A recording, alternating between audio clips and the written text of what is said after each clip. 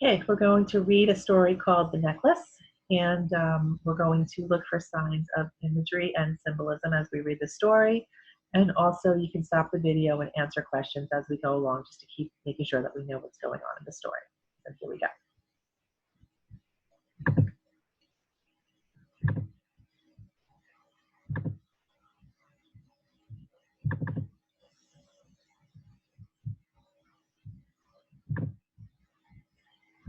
Okay, The Necklace by Guy de Maupassant. She was one of those pretty and charming girls, born as if by an accident of fate into a family of clerks, with no dowry, no prospects, no means of becoming known, understood, loved, and married by a man with wealth and distinction, and so she let herself be married to a minor official at the Ministry of Education. So a prospect is a chance of success. So number one, what are two things that you learned so far about the girl?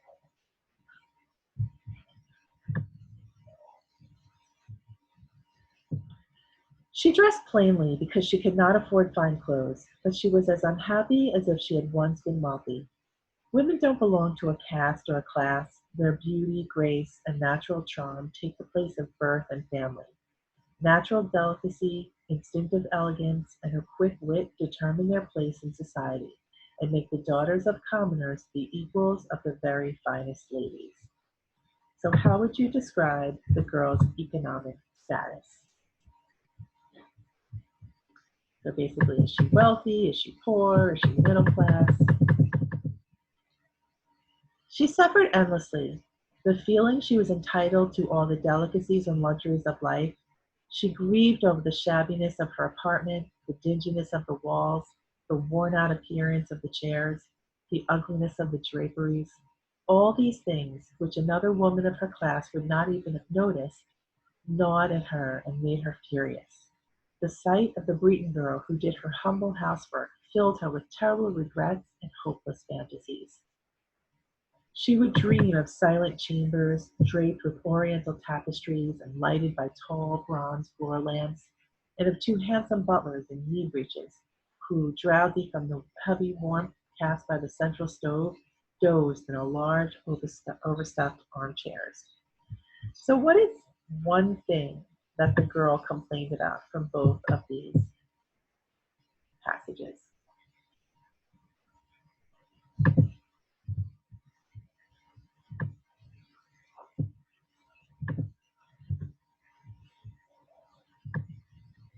She dreamed of vast living rooms furnished in rare old silks, elegant furniture loaded with priceless ornaments, and inviting smaller rooms, perfumed, made for afternoon chats with close friends, famous, sought-after men who all women envy and desire.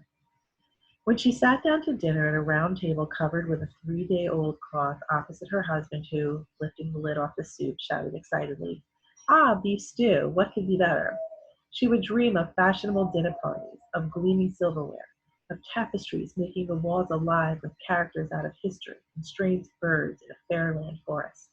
She dreamed of delicious dishes served on wonderful plates, of whispered gallantries listened to with an inscrutable smile as one ate the pink flesh of a trout or the wings of a quail.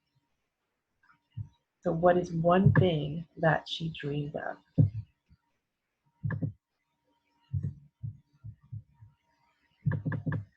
She had no dresses, no jewels, nothing, and these were the only things she loved.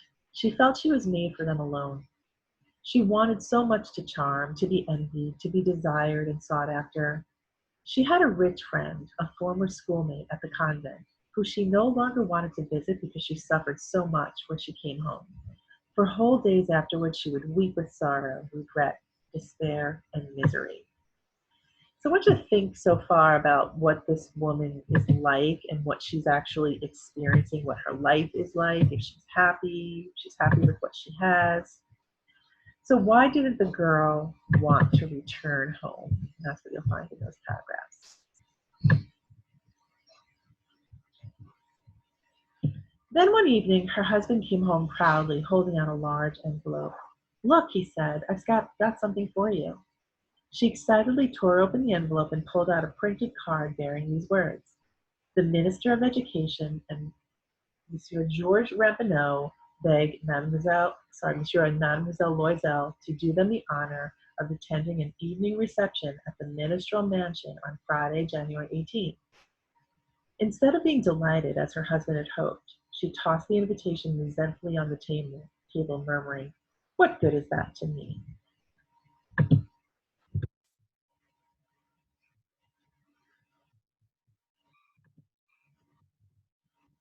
"But my dear, I thought you would be pleased. You never go out, and it will be such a lovely occasion. I had awful trouble getting it. Everyone wants to go. It is very exclusive, and they're not giving many invitations to clerks. The whole ministry will be there." She gave him an irritated glance and burst out impatiently, "What do you think I have to go in?" So number 6, why isn't the girl excited to go to the party? He hadn't given that thought. He stammered, "Why, the dress you wear when we go to the theater. That looks quite nice, I think." He stopped, stunned, distressed to see his wife crying. Two large tears ran slowly from the corners of her eyes toward the corners of her mouth. He stuttered, "What's the matter? What's the matter?" With great effort she overcame her grief and replied in a calm voice as she wiped her wet cheeks, "Oh, nothing. Only I don't have an evening dress, and therefore I can't go to that affair. Give the card to some friend at the office whose wife can dress better than I can." So number 7, why can't she go to the affair? He was stunned. He resumed, "Let's see, Matilda, how much would a suitable outfit cost? One you could wear for other affairs too, something very simple." She thought it over for several seconds, going over her allowance and thinking also of the amount that she could ask, but without bringing on an immediate refusal and an exclamation of dismay from the thrifty clerk.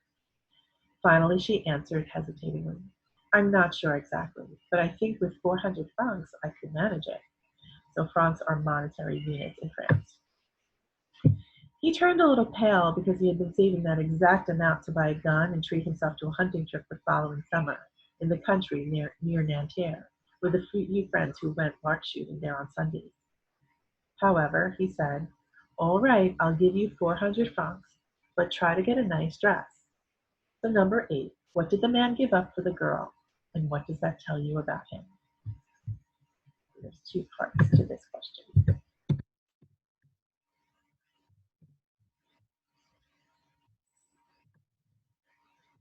As the day of the party approached, Mademoiselle Loisel seemed sad, moody, and ill at ease. Her outfit was ready, however.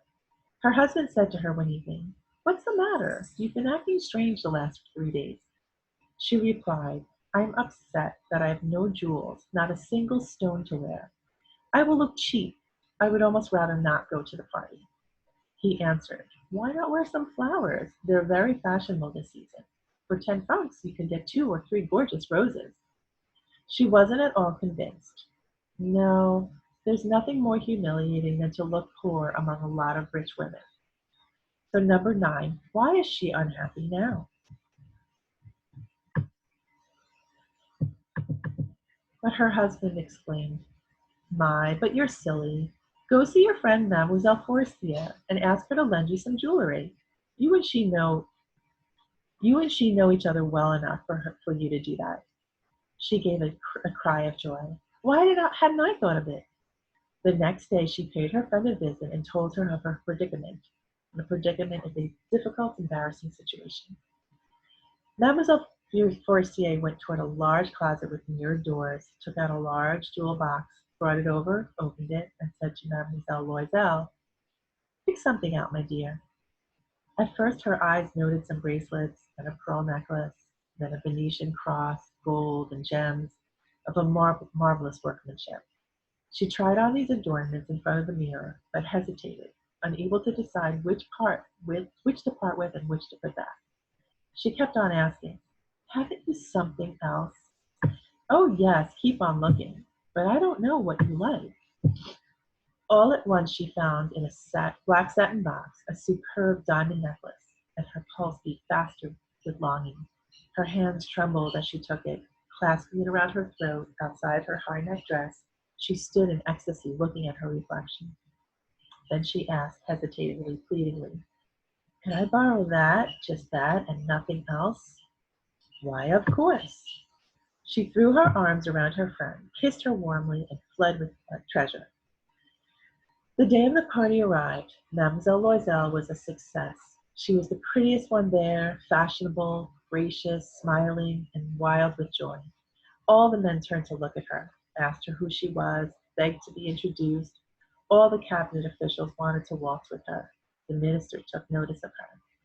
She danced wildly with passion, drunk on pleasure, forgetting everything in the triumph of her beauty, in the glory of her success, in a sort of cloud of happiness made up of all this respect, all this admiration, all these awakened desires of that sense of triumph that is so sweet to a woman's heart.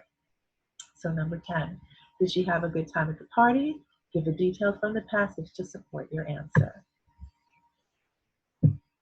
She left around 4 o'clock in the morning. Her husband, since midnight, had been dozing in a small, empty sitting room with 3 other gentlemen whose wives were having too good of a time to leave.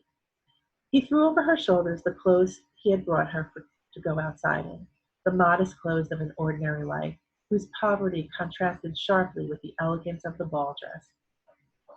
She left this and wanted to run away so she wouldn't be noticed by the other women who were wrapping themselves in expensive furs. Loisel held her back. Hold on, you'll catch cold outside. I'll call a cab. But she wouldn't listen to him and went rapidly down the stairs. When they were out on the street, they didn't find a carriage, and they set out to hunt for one, hailing drivers whom they saw going by at a distance. They walked toward the Seine, shivering with cold. Finally, on the docks, they found one of those carriages that one sees in Paris only after nightfall, as if they were ashamed to show their drowsiness during daylight hours. The Seine is the river that runs through Paris. It dropped them at their door in the Rue des Martyrs, and they climbed wearily up to their apartment. For her, it was all over. For him, there was the thought that he would have to be at the ministry at 10 o'clock. Before the mirror, she let the wraps fall from her shoulders to see herself once again in all her glory. Suddenly, she gave a cry. The necklace was gone. Her husband, already half undressed, said, "What's the trouble?" She turned toward him despairingly. I don't have Mademoiselle Forestier's necklace." "What? You can't mean it. It's impossible." So number 11, what has happened? That's so upsetting. They hunted everywhere, through the folds of the dress, through the folds of the coat, in the pockets. They found nothing. He asked, "Are you sure you had it when you were leaving the dance?" "Yes, I felt it when I was in the hall of the ministry." "But if you had lost it on the street, we'd have heard it drop. It must be in the cab." "Yes, it is quite likely." "Did you get its number?" "No." "Didn't you notice it either?" "No."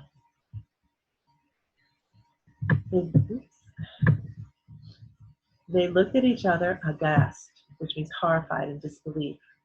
Finally, Loisel got dressed again. "I'll retrace our steps on foot," he said, "to see if I can find it." And he went out. She remained in her evening clothes without the strength to go to bed, slumped in a chair in the unheated room, her mind a blank. Her husband came in about 7 o'clock. He had no luck.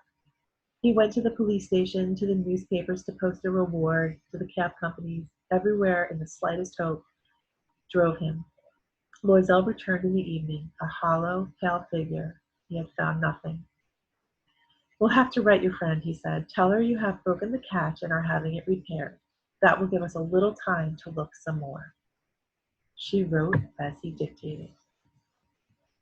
At the end of a week, they had given up all hope, and Loisel, looking 5 years older, declared, "We must take steps to replace that piece of jewelry." The next day, they took the case to the jeweler whose name they found inside. He consulted his records. "I didn't sell that necklace, madame," he said. "I only supplied the case."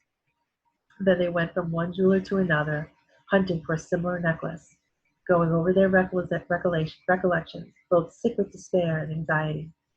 They found in a shop in Palais Royal a string of diamonds that seemed exactly like the ones they were seeking. It was priced at 40,000 francs. They could get it for 36. That was an expensive shopping area in Paris. They asked the jeweler to hold on for them for 3 days. and they reached an agreement that he would take it back for 34,000 if the one lost was found before the end of February. Loisel had 18,000 francs he had inherited from his stepfather. He would borrow the rest. So how did they solve this problem? He went about raising the money, asking 1,000 francs from one, 400 from another, 100 there, 60 there. He signed notes, made ruinous deals, did business with loan sharks, ran the whole gamut of moneylenders. He compromised the rest of his life, risked his signature without knowing if he'd be able to honor it. And then, terrified by the outlook for the future, by the blackness of despair about to close around him, by the prospect of all the privations of the body and tortures of the spirit, he went to claim the new necklace with the 36,000 francs that he placed on the counter of the shopkeeper. So ruinous is disastrous. Gamut means the entire range or series of something, and privations is essential for human beings. When Mademoiselle Loisel took the necklace back, Mademoiselle Forestier said to her frostily, "You should have brought it back sooner. I might have needed it." To the relief of her friend, she did not open the case. If she had detected the substitution, what would she have thought? What would she have said? Would she have taken her friend for a thief? From then on, Madame Loisel knew the horror life of the very poor, but she played her part heroically. The dreadful debt must be paid. She would pay for it. They dismissed their maid, they changed their lodgings, they rented a garret under the roof, which is a room like an attic. She learned to do heavy housework, to perform the hateful duties of cooking. She washed dishes, wearing down her shell pink nails. Scouring the grease from pots and pans, she scrubbed dirty linen, shirts, and cleaning rags, which she hung on a dry line. She took the garbage down to the street each morning and brought up water, stopping on each landing to get her breath. And, dressed like a peasant woman, she bargained with the fruit dealers, the grocer, the butcher, and was insulted by them, fighting over every miserable sou, which is like a penny. So number 13, how did Mademoiselle Loisel's life change since losing the necklace? Each month notes had to be paid and others renewed to give more time. Her husband worked evenings to balance a tradesman's account, and at night, often, he copied documents at 5 sous a page. And this went on for 10 years. Finally, all was paid back, everything, including the exorbitant rates of the loan sharks and accumulated compound interest. Mademoiselle Loisel appeared an old woman now. She became heavy, rough, harsh, like one of the poor. Her hair untended, her skirts crooked, her hands red, her voice shrill. She even slopped water on the floors and scrubbed them herself. But sometimes, while her husband was at work, she would sit near the window and think of that long ago evening when, at the dance, she had been so beautiful and admired. So number 14, how long did it take to repay the loan? And number 15, how did Mademoiselle Loisel change after so much time? Use details from the text to support your answer. What would have happened if she had not lost that necklace? Who knows? Who can say? How strange and unpredictable life is. How little there is between happiness and misery. Then, one Sunday, when she had gone for a walk on the Champs-Élysées, which is a famous boulevard in Paris, to relax a bit from the week's labors, she suddenly noticed a woman strolling with a child. It was Mademoiselle Forestier, still young looking, still beautiful, still charming. Mademoiselle Loisel felt a rush of emotion. Would she speak to her? Of course. And now that everything was paid off, she would tell her the whole story. Why not? She went towards her. "Hello, Jean." The other, not recognizing her, showed astonishment being spoken to so familiarly by this common person. She stammered. "But, Madame, I don't recognize. You must be mistaken." "No, I'm Mathilde Loisel." Her friend gave a cry. "Oh, my poor Mathilde, how you've changed." "Yes, I've had a hard time since last seeing you, and plenty of misfortune, and all on account of you." "Of me? How do you mean?" "Do you remember that diamond necklace you loaned me to wear to the dance at the ministry?" "Yes, but what about it?" "Well, I lost it." "You lost it? But you returned it." I bought another. I bought you an, I brought you another just like it, and we've been paying for it for 10 years now. You can imagine that wasn't easy for us who had nothing. Well, it's over now, and I am glad of it. Mademoiselle Forestier stopped short. You mean to say you bought a diamond necklace to replace mine? Yes. You never noticed then? They were quite alike. And she smiled with proud and simple joy. Mademoiselle Forestier, quite overcome, took both of her hands. Oh, my poor Matilda, mine was an imitation. Why, it was worth 500 francs at most. So, number 16, what is the irony of this story?